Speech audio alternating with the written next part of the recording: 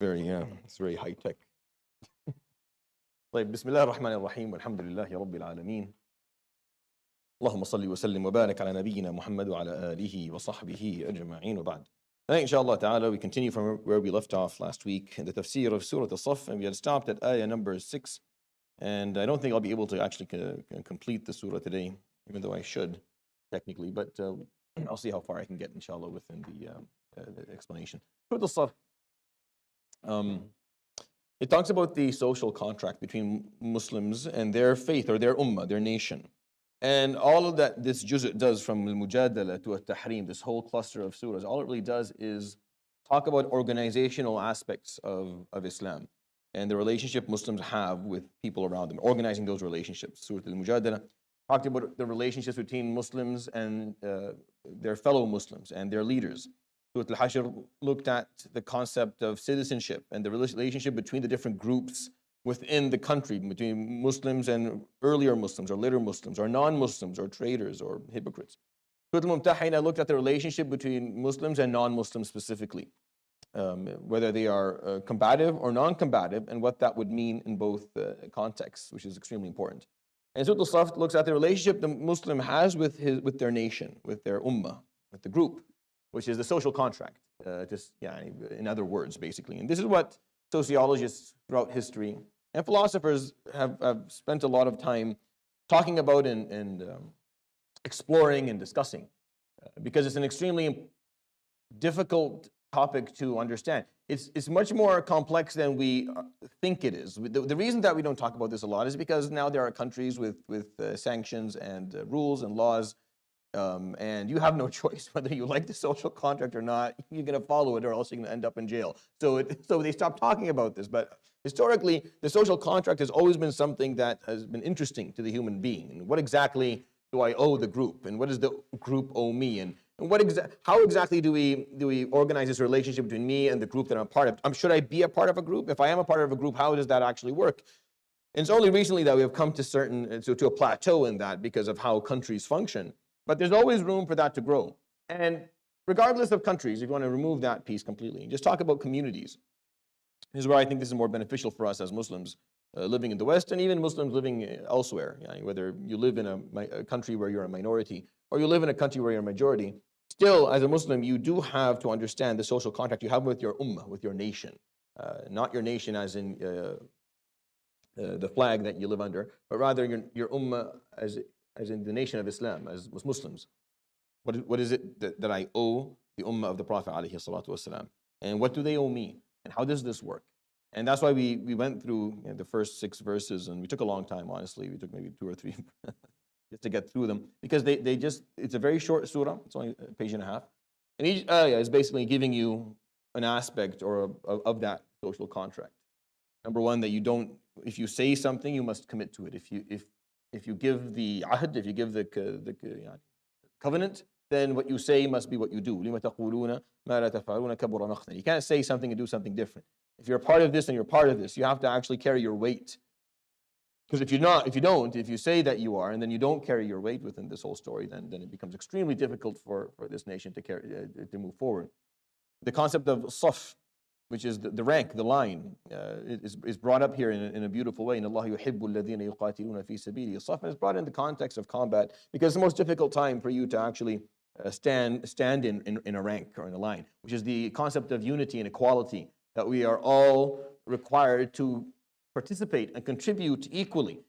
We have to contribute, and we all do it in an equal manner, based on our capacity, and also in an equal perspective from those around us, meaning no one gets to stand ahead of someone else. We don't line people up based on race or culture or wealth or height or strength. Or yes, you have a leader, you have someone who has to be an imam, but that's a responsibility issue, and without leadership. And leadership is going to be talked about separately in the surah after, in Surah Al-Jumu'ah, separately, like the concept of that.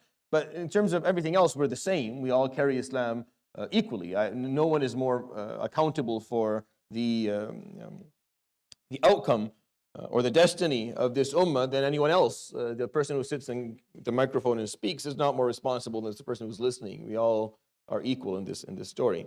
And then Musa alayhi salam, and through Musa alayhi salam and through Isa alayhi salam, we were given two other lessons. Musa alayhi salam, when he says, لِمَ تُؤْذُونَنِي وَقَدْ تَعْلَمُونَ أَنِّي رَسُولُ اللَّهِ إِلَيْكُمْ فَلَمَّا زَاغُوا أَزَاغَ اللَّهُ قُلُوبَهُمْ وَاللَّهُ لَا يَهْدِي الْقَوْمَ الْفَاسِقِينَ. Musa alayhi salam talked about harm. About harm, you as a part of the social contract is that you do no harm. You do not cause harm. And causing harm is a big deviation. That's why the Prophet ﷺ's known law, لَا ضَرَرَ وَلَا ضِرَارَ. You don't cause harm, you don't receive harm within this nation. Meaning you're not, that's the law that governs, it's one of the great laws of fiqh, that you are not allowed to cause harm to others, but others are not allowed to cause harm to you. And that's a part of this social contract, that we exist with each other and there should be no harm.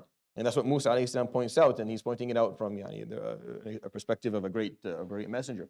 And Isa alayhi salam, he's talking about the concept of the continuity, of the legacy.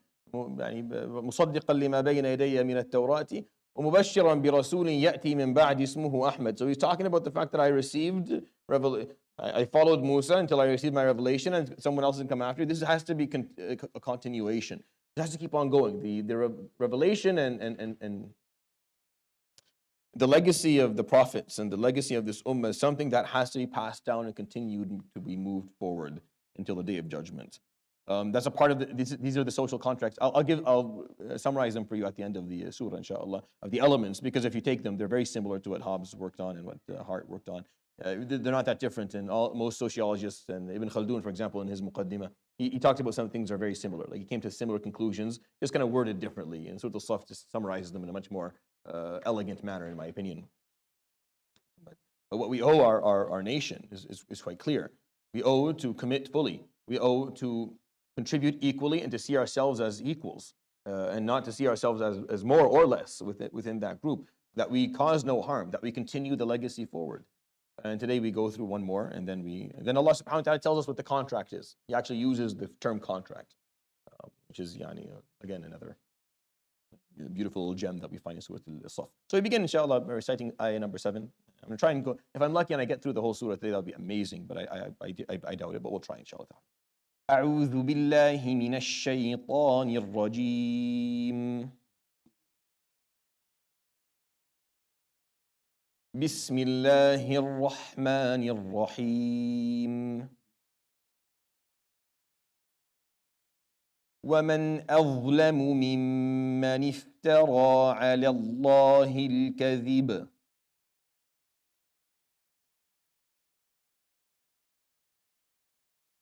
وهو يدعى إلى الإسلام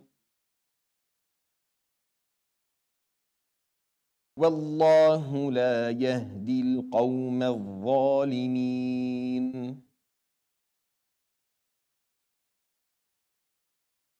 يريدون ليطفئوا نور الله بأفواههم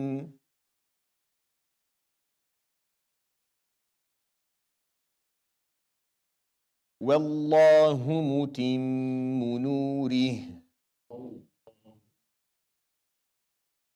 ولو كره الكافرون. هو الذي أرسل رسوله بالهدى ودين الحق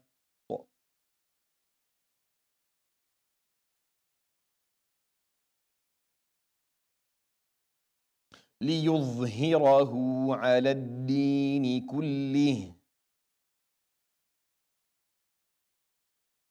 ولو كره المشركون. We'll talk about these three, inshallah, first. So he moves on, subhanahu wa ta'ala, to yet another piece, another aspect of the contract. وَمَنْ أَظْلَمْ. This is a common phrase in the Quran, and it's just interesting. I was just talking about it on Friday. It was a different surah and a different language as well.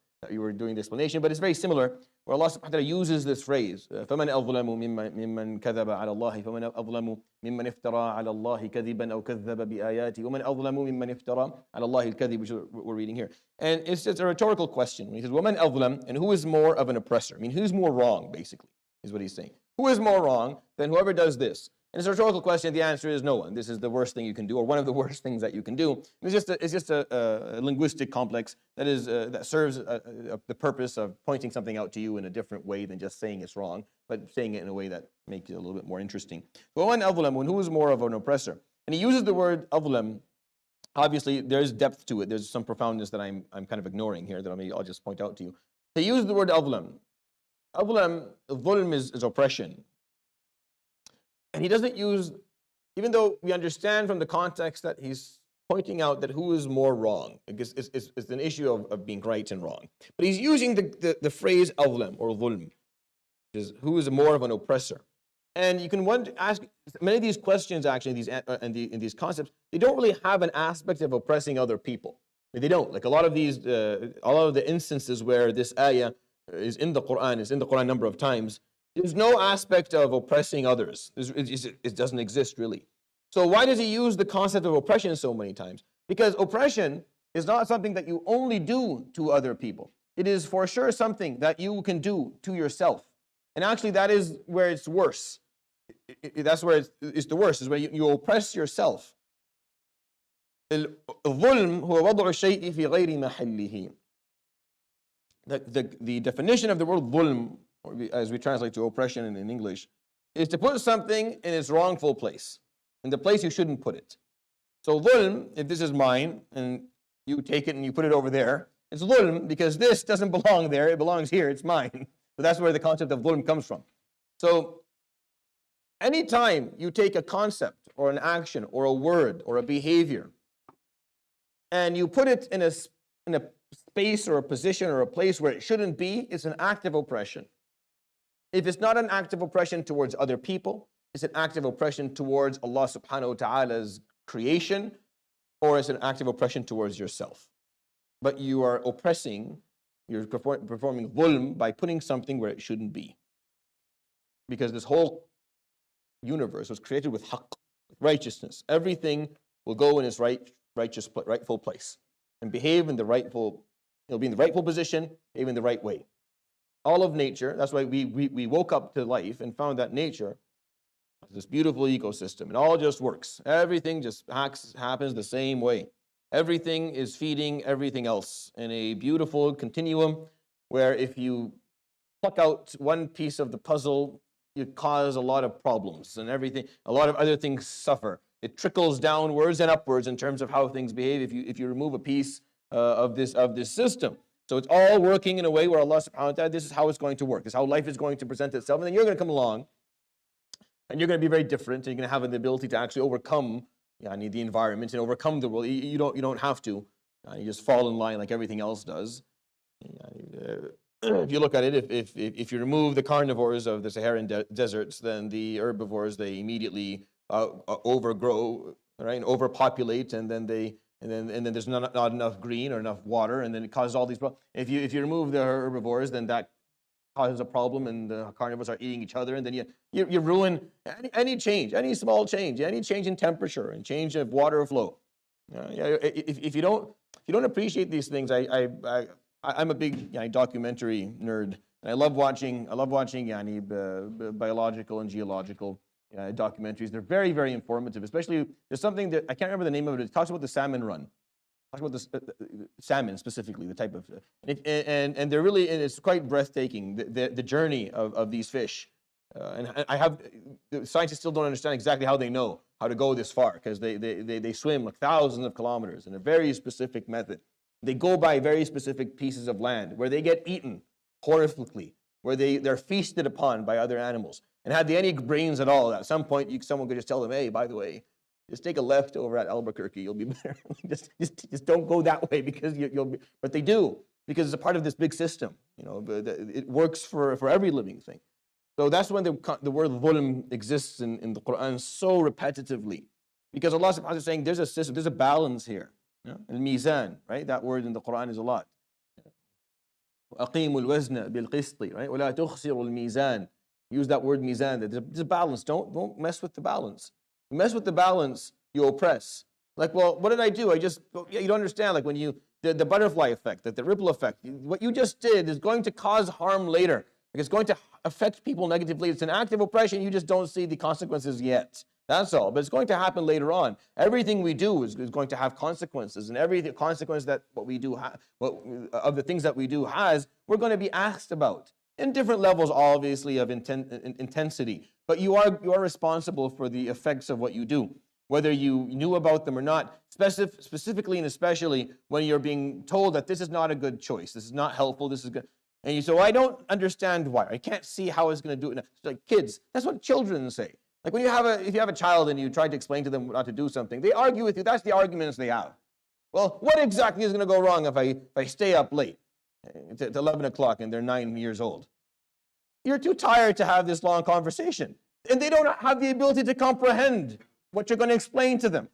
Like even if you sat there and said, okay, let me explain to you how the human mind and body and soul works, all right? At your age, you have these glands inside of you that put out hormones at certain times of the day. If you're not sleeping during those times, then there's an imbalance. They're not going to get any of this stuff. And you tell them that this is a really bad habit that I had to suffer with most of my life. So sleep early and get up early so you're happier. You just don't have time to do all of this. But children have these arguments. When you're older, you're expected not to have all these arguments. If you came to the conclusion of La ilaha illallah, and he gives you something, don't do that, then okay, yes, I have clarity on you. And if you're saying it's not helpful, then I accept that. I'll figure out why later, maybe. But I'm not going to keep on doing it until I figure it out. That's dumb. Forgive me. That's not a very smart thing to do. You don't, because sometimes the consequence of the bad thing you did, there's no way back. Sometimes there's no way back. You can't go back. You can't turn back and say, okay, now I see why it's not helpful. Now I'll do. No, now it's too late. We have a lot of examples like that in the world. Drugs. What? You don't believe that drugs are not beneficial to you? You want to try heroin first and then tell me if you're going to say, no, you can't come back from that. There's no coming back from making certain mistakes. We know that. That's why we protect our children. You know, we yell at them, stop doing that, because if you keep on doing that, you're going to fall and break your skull. That's why you're going to stop doing it. Sometimes they can't comprehend it. We're not that much more evolved than children are. We really aren't. Allah subhanahu wa ta'ala says, okay, this is not a good thing. Don't do it. Don't do it. It's gonna, he knows what he's talking about, subhanahu wa ta'ala. That's why I use that term. Who's more oppressive than someone who's being told not and then does it anyway? Don't do that, because you've been told, you've been given divine. So what is the purpose here, like in this ayah specifically, not to get off too much off topic. مِمَّنْ افْتَرَى عَلَى اللَّهِ الْكَذِبَ. And the person who lies in the name of Allah. Iftara ala Allah al-kadhib. Iftira is to make something up. Ala Allah or ala someone is in the name of someone. So if I explain something today and you hear it and you go and you start telling someone else things I didn't say. Iftarayta alayya al-kadhib. You lied on my behalf, like you lied on my tongue. This phrase is usable. Iftara ala Allah al-kadhib means you lied on his behalf, meaning he said something and he didn't say it. He didn't mean it and you know it, but you just did it anyways. وَهُوَ يُدْعَى إِلَى الْإِسْلَامِ. And this person is being called to submit to Allah subhanahu wa ta'ala, not to Islam specifically, or being called to Islam as a nation, as a group. Again, we're talking about the social contract here, so the usage of the name of the deen is actually quite intriguing, because it's important that we have it there in the surah as well. Wallahu la yahdi al-qawm al-zalimin. Allah subhanahu wa ta'ala does not guide those who choose to oppress. So this next law, we went through four aspects or four laws within the social contract. Number 5 that we hear is that you have to represent the teachings of Allah the way Allah subhanahu wa ta'ala wants them to be represented, not the way that suits your agenda. Not the way that is in keeping with your values or with what works for you. The moment he passed away, alayhi salatu wasalam, and is not here to correct the words that are being said, we are left with this book. This book must be interpreted in a way that is appropriate, that is correct, that is in keeping with the rest of the book, that is in keeping with his life, alayhi salatu wasalam, that is in keeping with the language and the usages of words within the Arabic language. If you decide to interpret things outside of that context, then you are basically lying in the name of God, right? And everything that you do in life should be in the name of God. That's why everything you do, what you start it with, you say Bismillah ar-Rahman ar-Rahim. Anything you do, you say Bismillah. What does Bismillah ar-Rahman ar-Rahim mean? It's in the name of Allah. What's in the name of Allah? That's not even a full sentence. In the name of Allah, the most gracious, the most merciful. What does that mean? It's not a sentence in English. Not even in English, it's not a sentence. There's something missing. In the name of Allah, what?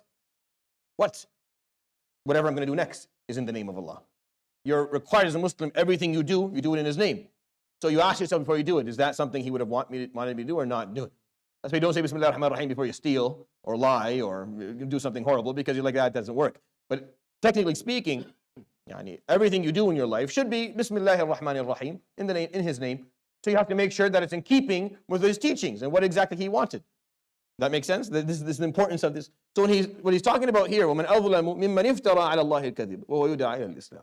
This person who's being called to Islam, this person is a part of this deen, or is being referred to as a part of Islam, is lying on Allah's behalf, is saying something that is untrue, that is making things up as they go along, is changing the faith. This is a big problem. Islam is Islam, and you are you, and I am me. I am not perfect. Islam is. I come to Islam and try to adhere to every teaching and every ruling. I will fail because I'm human. I don't try and change the faith so that it suits me, so that I'm doing 100%. I accept that I'm not doing 100%, and I continue to try to be better. But I don't try and change the faith. This is a fundamental piece of our social contract as Muslims. It's talked about in detail outside of this surah. In detail. The first command that exists in the Quran sequentially, not revelation-wise, sequentially, meaning if you open, you start reading Surah Al-Fatiha and Surah Al-Baqarah, keep on going, looking for the first Ya ayyuhalladhina amanu. The first one you'll come by is 141, I think is the number, in Surah Al-Baqarah. Ya ayyuhalladhina amanu la taqulu ra'ina, wa qulu unzurna wasma'u. Oh, those who believe, don't say ra'ina. Don't say, can you compromise a bit? Can you change this a bit? Can you lessen it a bit? Mura'ah is to maybe here compromise, give and take here. Let's see what we can do. You're asking for this much, I want to give you this much. Can we find a middle ground? Don't do that with God. لا تقولوا راعنا. Just don't. قولوا انظرنا. Say, give us time. We need time. We need help. We need support. We need aid. We're not ready yet. We still need more explanation. واسمعوا, and listen to what's being said. That's why at the end of Surah Al-Baqarah, the answer is سمعنا وأطعنا غفرانك. We listened, we accept, and we ask you for your forgiveness because we're not doing this well.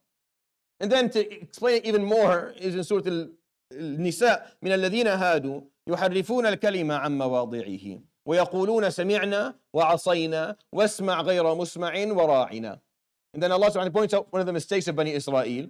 What they went around and said to their prophet is سمعنا, we heard, وعصينا, but we're not going to do all of it. Just off the bat, we don't like all of it. We'll take pieces of it, others we don't want.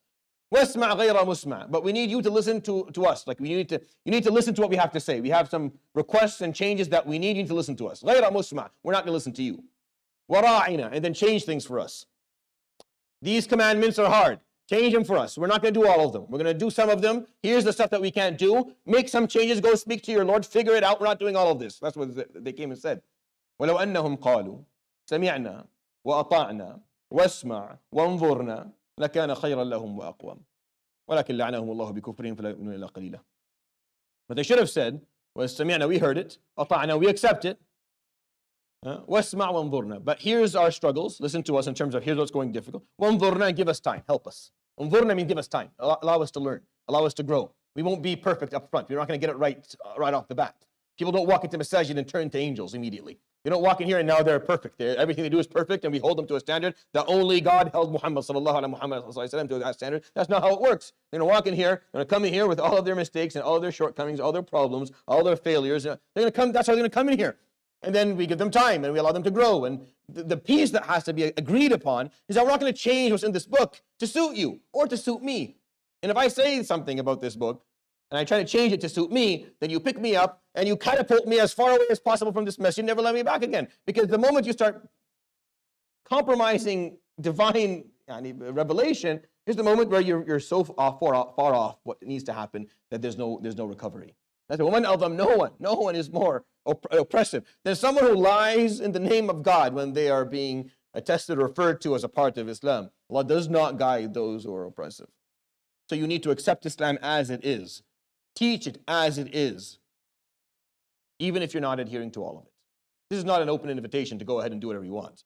It is saying that, yes, you're human, you'll make mistakes. We all will. We all will find pieces of Islam that we struggle with practicing properly. Some of it will be apparent to people, and some of it will be non-apparent to people. You're lucky, the part that you're not practicing is mastur. It's not apparent. And if you're unlucky, then it's apparent and people see it and hold you to it and judge you by it. And they shouldn't, but they do. It's kind of the reality of the matter. But no one is more zalim than someone who tries and lie on behalf of God. That's why those who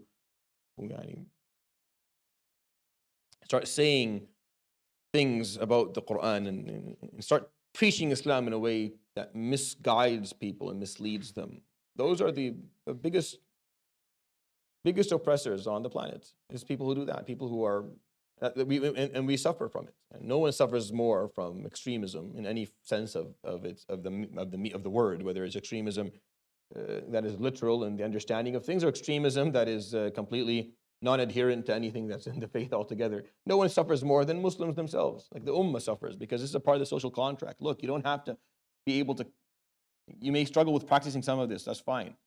Don't try to change it though. Don't try to change it.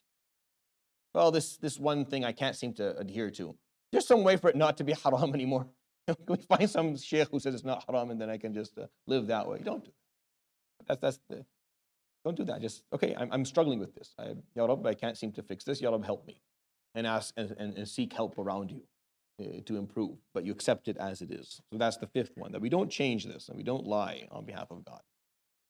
The ayah after, he says, yuriduna liyutfi'u. Now, Allah subhanahu wa ta'ala comments in the ayah after on those who lie in the name of God. Now, I went on a rant for you and you heard the problem of those who speak. But Allah subhanahu wa ta'ala actually has a verse there to point out the problem with them. يُرِيدُونَ لِيُطْفِئُوا نُورَ اللَّهِ بِأَفْوَاهِهِمْ. When they lie, what they're aiming to do here, even if they don't mean it, even if that's not what they actually want, the consequences of their behaviors, of their words, is that they end up trying to, yutfi is to turn out, is to turn off. Nur Allah, the light of Allah. بِأَفْوَاهِمْ with their mouths. It's as if Allah subhanahu wa ta'ala sent a light, and with your mouth you are saying things that you're turning out the light. You're blowing the light out with what you're saying. Wallahu mutimmu nurihi. But Allah subhanahu wa ta'ala will complete his light enlightenment. This will be completed. This will reach a stage of completion, and it did. It did, because this surah obviously was revealed during the Prophet ﷺ's life. So people were doing that. Munafiqeen did this all the time. They yuharrifun al-kalim. They try to twist his words, ﷺ, twist the teachings and do their own thing. Wallahu mutimmu nurihi. Allah subhanahu wa ta'ala will make sure that his enlightenment will reach a stage of completion. Walau kariha al-kafirun. Even if the disbelievers hate it and didn't want it to reach that stage of completion, it will reach the stage of completion. And it did. And it will continue to do so. Because only Allah knows his intention or his meaning, what he meant by this ayah. Whether it was something he meant in terms of the Prophet ﷺ's life and him achieving the full goal of putting the whole Quran together and teaching it to people, or it's the Quran, it's the Islam reaching every single house in the world, and every single culture, and every single corner of the earth. Either or, it's only in Allah's knowledge to know what he meant by this ayah. But he's pointing out subhanahu wa ta'ala the issue. When you speak, when you manipulate the words, you are attempting to turn out the candle of his enlightenment, subhanahu, of his light. You're turning out the candle of Allah subhanahu wa ta'ala's nur.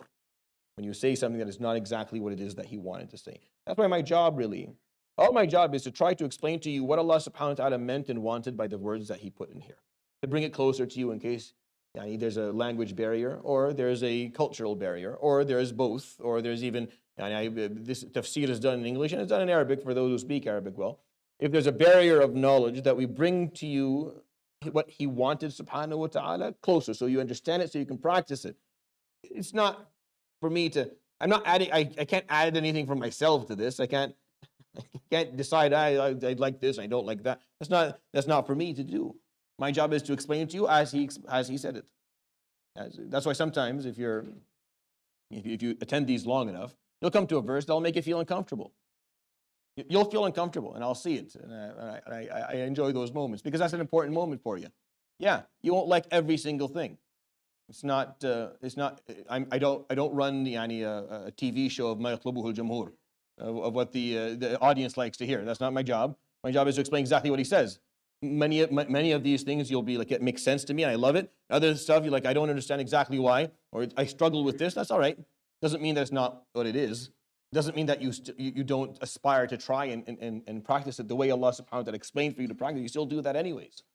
And that's an important part of being Muslim, is accepting Allah subhanahu wa ta'ala's teachings for better or for worse. For you, not they're always good, but for you in your own heart. Whether it's going to take you where you want or whether you struggle with it up front. No, you stick to it anyways. And then, subhanAllah, the wisdom from all of his teachings will be apparent at some point. As Ibrahim was told to slaughter his son, and as they were given they were given trials and told to do things that at face value made no sense. I don't like this one. I don't like this one at all. Yeah, I don't want to leave my son and wife in the middle of nowhere. I'll pass on that one. Next command. No, I'll do all of them. Just let me pass on that one. Slaughter my son? Yeah, maybe. I'm not going to do that one. But I'll do. I mean, I'm running a pretty good ratio, aren't I? Like it's 99% almost of all of your commands I'm doing. I've only said no to one or two of them. I should be given. No, that's not how this works. It was never how this works. You accept it all. يريدون ليطفئوا نور الله بأفواههم. As if they're trying to turn off the light of Allah with their mouths. They will fail, is the idea of this ayah. They will fail. You can't. Wallahu mutimmu nuri. Allah subhanahu wa ta'ala will make sure that his enlightenment and his light will see its completion. وَلَوْ كَرِهَ الْكَافِرُونَ. Even if the disbelievers dislike it and don't want it. هُوَ الَّذِي أَرْسَلَ رَسُولَهُ بِالْهُدَى وَدِينِ الْحَقِّ لِيُظْهِرَهُ عَلَى الدِّينِ كُلِّهِ وَلَوْ كَرِهَ الْمُشْرِكُونَ. A crucial ayah within the whole Quran. It exists in the Quran 2 to 3 times, depending on how there are some differences between them. But this one here is extremely important. He is the one, subhanahu wa ta'ala, who sent his messenger, bil huda, with guidance, and deen al-haq, and the law of righteousness. Islam is not called, this is just a point, this is an example of something we talked about. So, I think it was in the early 2000s that the messaging of what Islam became that Islam is the religion of peace, right? That became, the messaging was that Islam was a religion of peace. And obviously that happened because after 9/11, people got really scared and their backs were up against the wall. They were on the ropes and taking the punches, so they needed something to kind of diffuse that. I understand, so I don't hold anyone accountable. I'm not blaming anyone. But is that how Allah subhanahu wa ta'ala describes Islam? Did he describe it as deen as-salam? Or does he describe it as deen al-haq? It's not deen as-salam. It's not the religion of peace. Nor is it the religion of war. Neither of those descriptions are correct. It's the deen al-haq, of righteousness. That is what it is. And in certain instances, you will pursue peace. And in certain moments, you will welcome war, depending on where righteousness lies. And that is what Islam is about. So, understand what I'm trying to say? We don't make something up so it suits the general narrative. So we get some people off our back, so we don't have to deal with certain pressures. It is what it is. Actually, if you understand what it is beautiful. And it's profound, and there's no reason to need to change any of it. The need to change a piece of it is the lack of our comprehension of it. Or it's our lack of appreciation of what it actually means. Because you would never walk away from the actual meaning that Allah subhanahu wa ta'ala put there. There's nothing to be ashamed of. We carry the law of haqq. He sent guidance and a religion of haqq, law of haqq. And that's beautiful. We stand by what is right. And if that means that we pursue peace, then we will pursue peace in totality with all, and if it means that we need to stand our ground and fight back, then we will do that too. And we will not forget what the importance of righteousness, because the moment you let haqq away, then you invite dhulm. But you're going to pursue peace even though there's dhulm occurring. You're going to pursue peace even though that group over there have lost all of their rights and are living like subhumans. That's what our religion teaches. You're proud of that. You're proud of pursuing peace with oppressors who continue to deny other human beings their human rights. What's impressive about that? What is to be proud of about that? That is weakness and that's cowardice. There's a lack of backbone there. There's a lack of a principle. You stand by what is righteous. And if rights are found, then you invite peace, and if they are not, you stand your ground. That's what Islam is about. We're not them.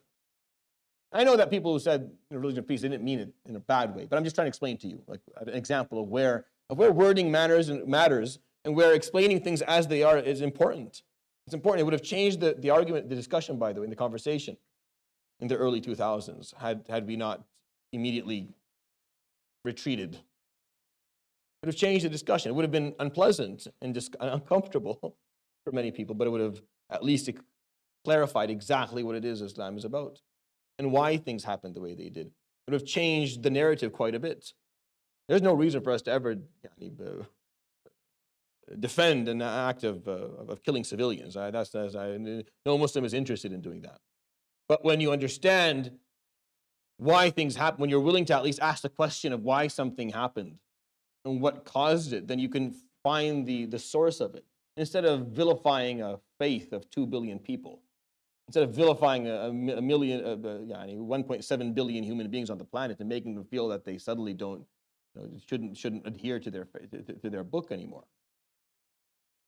Have to have that ability to state things as they are. No, Islam is not a blood-hungry faith, but it's not also a faith that compromises its principles just for leisure and lack of a headache. It doesn't do either. وَدِينُ الْحَقِّ. The ayah says, بِالْهُدَى وَدِينِ الْحَقِّ.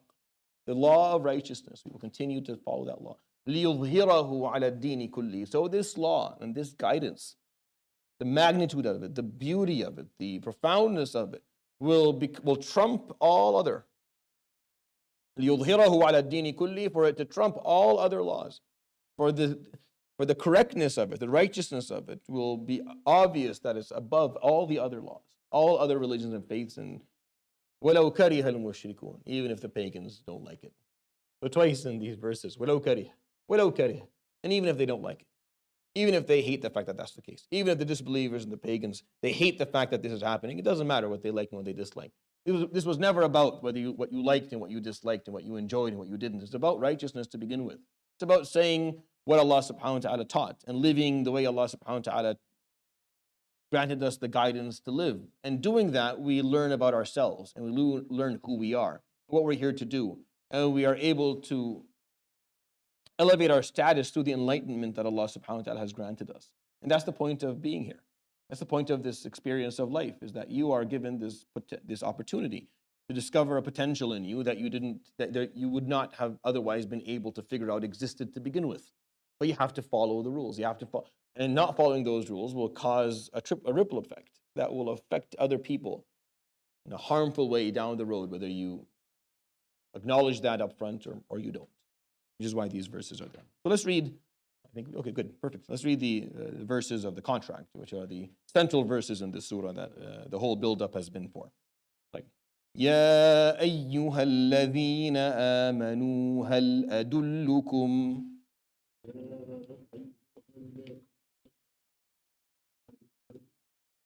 هل أدلكم على تجارة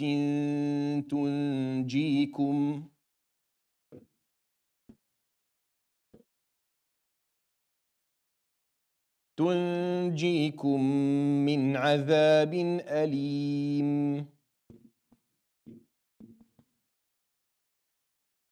تؤمنون بالله ورسوله وتجاهدون في سبيل الله بأموالكم وأنفسكم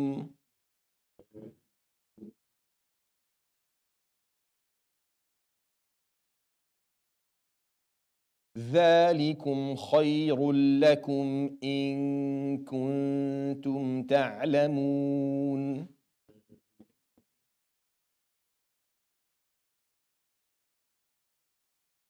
So the contract ends in ayah 13, but I'll just divide it into two things just to make sure that we don't missing the opportunity to explain them properly. So he calls upon us again, subhanahu wa ta'ala. The first nida, or the first calling upon us in this surah was Ya ayyuhalladhina amanu lima taquluna ma la taf'alun. Why is it that you say what you do not do? The concept of commitment, and then he goes through 5 different aspects or articles of the social contract.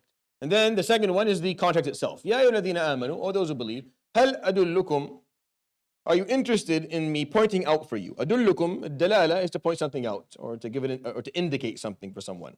And dilala is indication. Adullukum, to indicate something. Hal adullukum, and hal here is a question, but it's a question, it's an invitation. So the way that it's phrased in Arabic is an invitation. Are you interested in me indicating for you?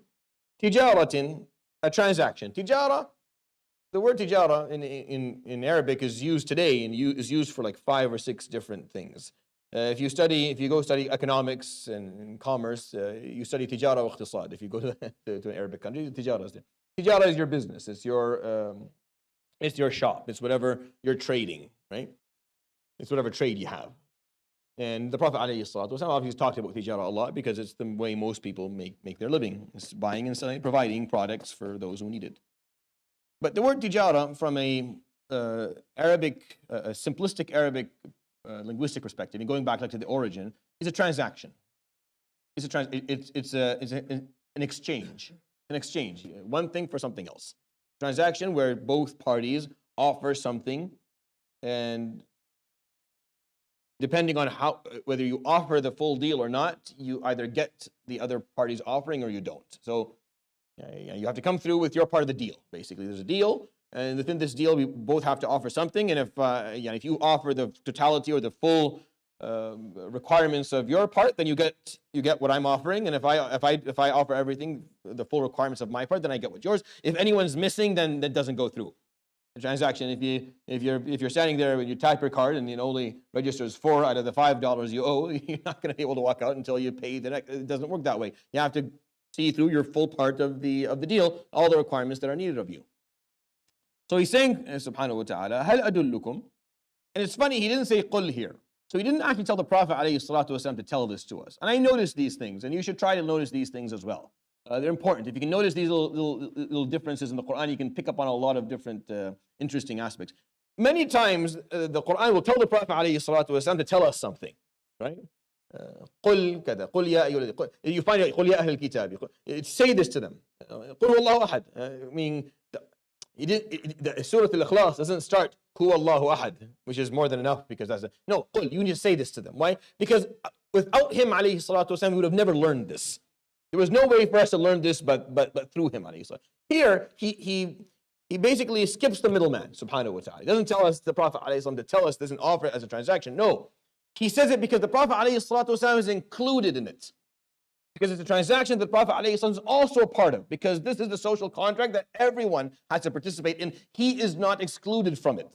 It doesn't mean that the other ones he is excluded, but the other ones are more passing along or making an argument. For example, it's more of a dua that's being made or an argument that he's going to make ﷺ with others. But here, we don't have him bringing this to us because he's a part of it as well.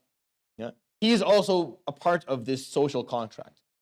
So just like you and I have to offer the ummah something, he does too, alayhi salatu. He's not exempted from this because he's the leader. He is just like you and I, also held to the same standard that he's holding us to, subhanahu wa ta'ala, in these verses. And that's always something interesting to see. Because he will, now maybe hopefully you'll watch out for when he says qul a little bit more. You'll figure out why. Why is he asking the Prophet ﷺ specifically to say that to us and not just talking generally? There's always a good reason for it. And here he's not being told to say it. The ayah is actually just addressing everyone, Muhammad sallallahu included, because he's a part of this social contract too. The leaders aren't outside of it. That's what I'm trying to say here, without too many. That the leaders are not exempted from the social contract as much as they would like to be. Just because you're the head of the state doesn't mean you're not a part of this same contract. That you owe like everyone else. That you're accountable like everyone else. That you are performing your obligation like everyone else. You're not exempted from this whole story. Just because you are the prime minister or the president or the leader or the imam or the khatib or the treasurer or the trustee or the CEO or COO or whatever it is that you're doing. You're exactly like everyone else. You're just carrying an extra responsibility like everyone else too. You're not exempted from anything. If anything, you are held more accountable than everyone else, meaning you're scrutinized even in more detail. You're scrutinized in every detail, and that's important. That's why we have to start the culture of politics and positions in the world that we're living in is now, in my opinion, fully corrupt. It's no longer partially. It is fully corrupt. You have completely corrupted the concept of you carrying a position. Positions, whatever they are, in whatever field you're in, are only an extra piece of responsibility. Yes, with more responsibility, you have more authority and autonomy, but it's leveled out. And if you're paid a little bit more, it's because you're carrying more. But you're not exempted from the laws that govern everyone else. You're not exempted from the responsibilities that everyone else does. That's not how this works. And this is so important today for us to make sure that we raise our children with a little bit of an understanding of that. And it's easy when it's children because you can always set up, scenarios for them where one of them is in charge, and then let them run and let the person in charge fall into the cardinal sin of corruption, and then bring them back and teach them this. Because every human being will. Every time you played as a kid, the boss, whoever was the boss, you hated them. Because they always were unfair to everyone else, and they took out the lion's share of everything for themselves. And they because as human beings, our nature is that if we are given the nafs, if it's given authority and strength, it will completely abuse it. That's the nature of the human experience. By the way, no one is exempted from that nature. Not one person. All of us are. The moment I am not held accountable for what I say, I stop caring about the quality of what I say, and I start saying anything, and I fall into the ayah that we just talked about. Every person, if they're in a position of authority or autonomy, and they are not held accountable, they will deviate. They will fall off the grid. They will start making mistakes. It's normal. It's human behavior. If we expect anything else, we're naive. So scrutinizing and holding accountability towards leaders is not hatred towards them. It's also for their own sake, because if you don't do this for you, you're gonna fall off. You're gonna start making mistakes. You can't help it. You're human. You can't help it. It's inevitable. It's inevitable. Inevitable. That's why it's so important for these things to be clarified younger. We're in a time where there's corruption. It's all corrupt. I don't trust one word that comes out of any politician's mouth across the globe. Everything they say is a lie. I trust nothing. They're all liars. Because honesty doesn't get votes.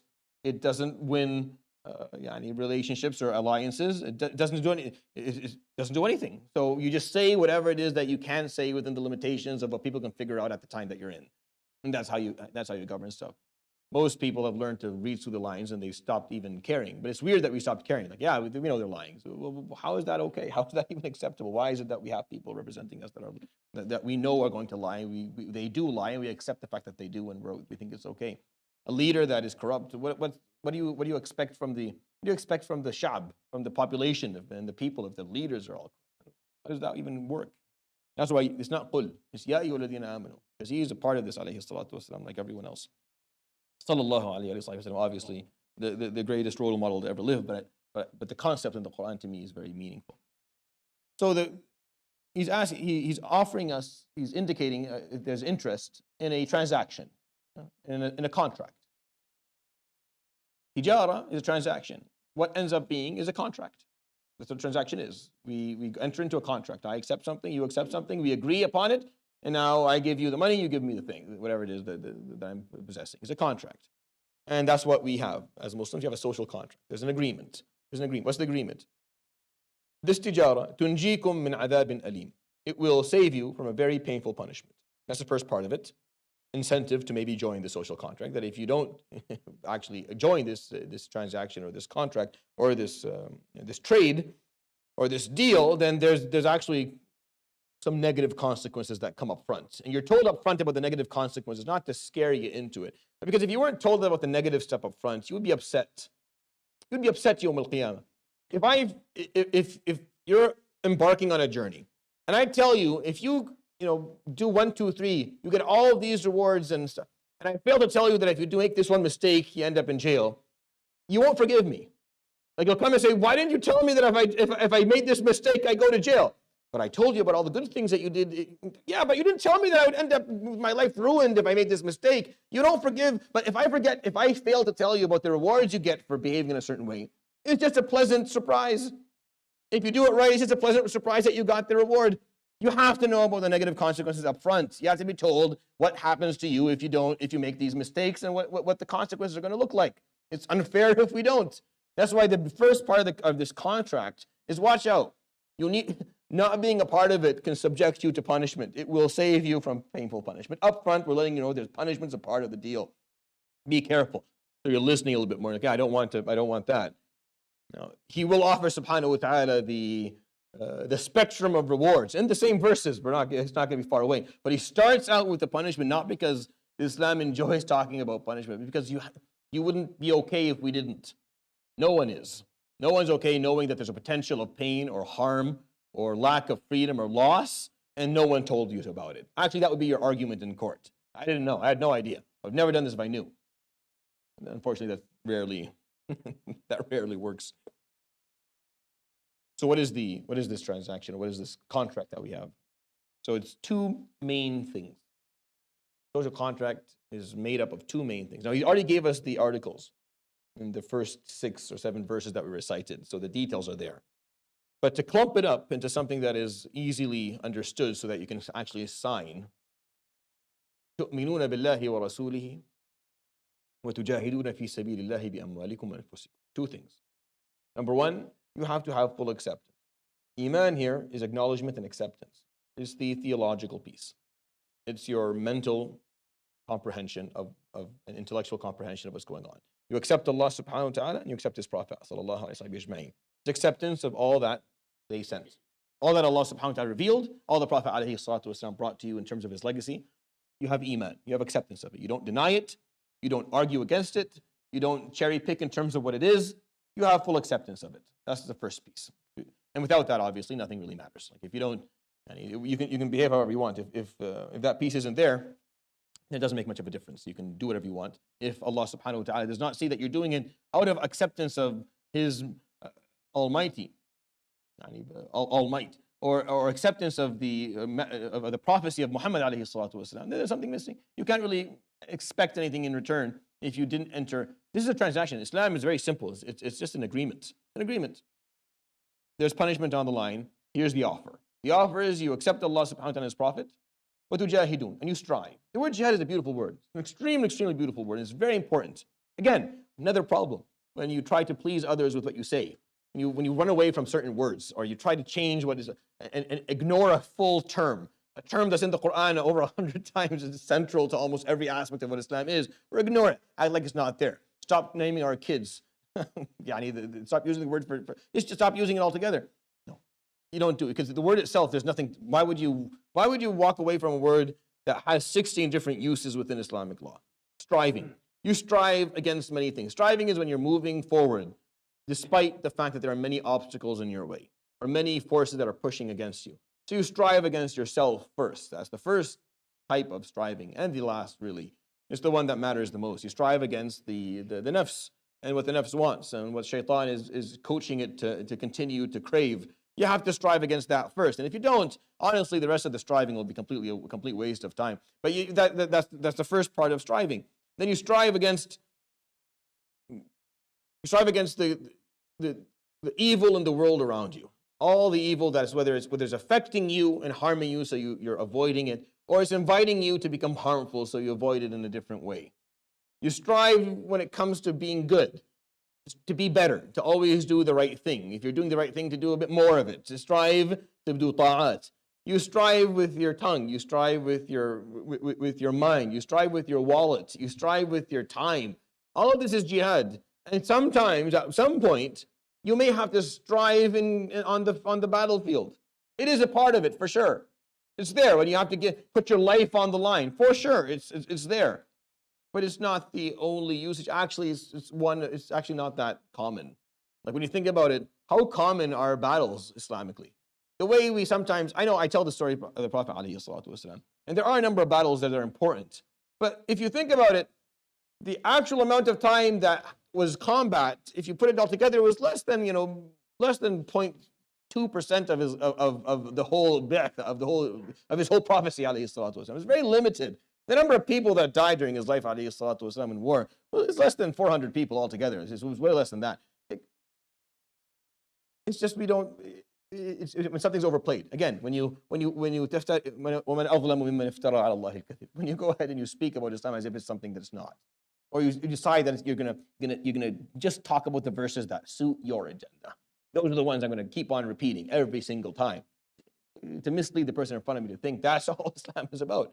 And the other way happens as well. And the opposite happens as well. You can sit there and you can just take a few, and just focus on them, and everything else doesn't matter. When really you take the Quran in its totality, everything in it. You have to accept all pieces of it. أفتؤمنون ببعض الكتاب وتكفرون ببعض فما جزاء من يفعل ذلك منكم إلا خزي في الحياة الدنيا. You're going to be humiliated in your life if you do that. It's not going to work for you at all. You strive fi sabilillah, for the sake of Allah subhanahu wa ta'ala. Bi amwalikum, with your wealth, which you have. Amwalikum is, al-mal is not just money. It's all that you possess. All that you have. Malak, what do you have? Maluk. The answer is maluk, what you have. You have what you have. That's whatever it is. Whatever it is. It could be anything. It goes from your intellectual capabilities to your social status to your physical attributes to the amount of possessions that you have in this world, to the lineage that you carry, to whatever advantages or disadvantages that you're walking through life with. That's your mal. That's what you have. وَأَنفُسِكُمْ, and yourselves, meaning your consciousness, who you are. You strive using all that you possess and all that you are for the sake of Allah. That is the contract. This is the agreement. It's a piece of paper, and the first piece is that you do this. If you accept this contract, then you are being saved from painful punishment. The contract consists of the following. Number one, you accept Allah and His Prophet. You have iman. You believe. This is something that you come to certainty regarding. And number two, you strive for His sake with all that you are and all that you have. ذَلِكُمْ خَيْرٌ لَكُمْ إِن كُنتُمْ تَعْلَمُونَ. Indeed, that is the best thing for you to do. In the midst of this contract, he puts in a little bit of a reminder, subhanahu wa ta'ala. And by the way, doing that, خَيْرٌ لَكُمْ, it's good for you. It's actually the best thing for you. إِن كُنتُمْ تَعْلَمُونَ. Only if you knew. If you had the knowledge, if you were able to figure it out, you would find out. If you were able to analyze this appropriately and study it and look at all of the pros and cons and look at the background of it and the consequences of what it leads to, you'll come to that conclusion that this is the best thing for you. This is the best thing for you to live for something beyond yourself, for you to live for a cause that transcends your basic whims and desires and needs, and actually look at something higher than yourself and follow the guidance and the enlightenment that comes with that. That's the best thing for you. You'll be the happiest. You'll be the most functional if you do that. Meaning it's not, the reason that's there is because when you're going into a transaction, the question you have is, am I being ripped off? That's in every transaction in the world. Every deal, the question you're asking yourself is, how badly is this person ripping me off? Right? Both people enter the transaction, exact same feeling. Is I want, or maybe a little bit different. Maybe one person knows exactly what it is, and they're like, I'm going to rip you off as much as possible, and the other person is trying to figure out how far that is.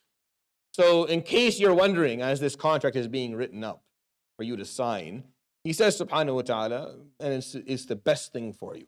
This is the best outcome that you can possibly hope for. You are winning within this contract, meaning it's all you. This is all within your advantage. Meaning no one's ripping, you're not being ripped off by this. This is the best contract you could ever hope for. No better deal. This is the best, this is the deal of all, the mother of all deals. This is the biggest discount that you have ever found in the entirety of your existence. And if you think I'm exaggerating, it's because you haven't really thought about what's being offered. You haven't read the other piece of it. You understand how little we have contributed to our own existence and what we're being offered in contrary by Allah subhanahu wa ta'ala Himself, and how really nothing we do benefits Him in any form or manner. So really there's no way for what I'm offering to equate the offering from the other side. There's no way for what I'm offering to equate the consequence or the outcome in any form or manner. Yet the deal still stands. And doing it is actually in the best interest of myself, of my well-being within the time that I'm spending here. So it's just a win-win for me on both sides of the scale. Like no matter how you look at it, you look at it from the perspective of living life or after life, I am winning. This is a big win for me because I'm being told to do that which is in my best interest as a living creation, and is going to buy me so much on the other side that I could never hope for, that I actually I don't possess the thaman, the actual price. I don't have it. How do you calculate the price of Jannat al-Na'im, or the price of lack of punishment? How do you calculate that? And what exactly do I have that will equate that, or that works for it? And why would Allah accept it if nothing I do benefits him in any form or manner? It seems like I'm ripping him off pretty badly. It seems like this contract is a ripoff from my side. I should be wondering, is there anything else? You can bring it down a bit, honestly. If you don't want to do all this, it's fine by me, because I don't really see how it is that I deserve any of the stuff that you're offering. You start wondering if it, and just saying the problem with it. But he still puts it in subhanahu wa ta'ala in case you're wondering if it's a ripoff. It ain't. ذَلِكُمْ خَيْرٌ لَكُمْ. This is the best thing for you.